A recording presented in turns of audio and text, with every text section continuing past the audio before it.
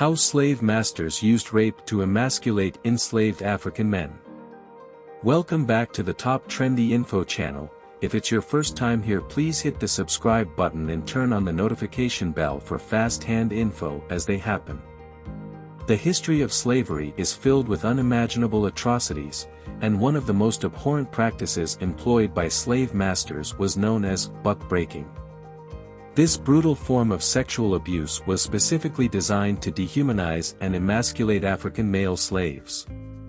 Survivors of this horrific practice endured immense trauma and psychological scars that persisted even after emancipation. Buck-breaking is said to have originated during the Atlantic slave trade, primarily in the Caribbean.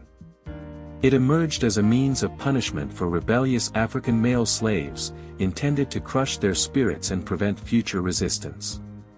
The process began with a slave being stripped naked and subjected to severe beatings, rendering them physically weakened and unable to resist the ensuing sexual assault.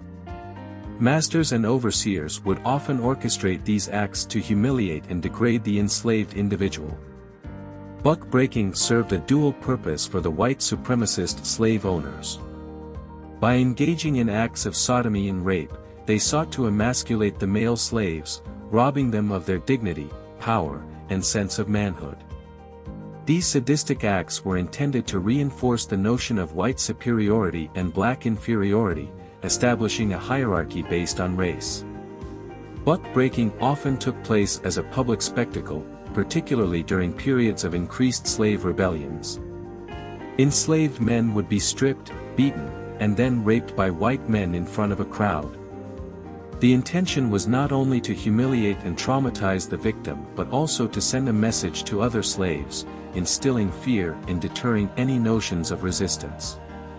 In some cases, enslaved men were forced to engage in sexual acts with each other in front of their wives and children, inflicting immense emotional pain and trauma. The repercussions of buck-breaking were devastating for the victims.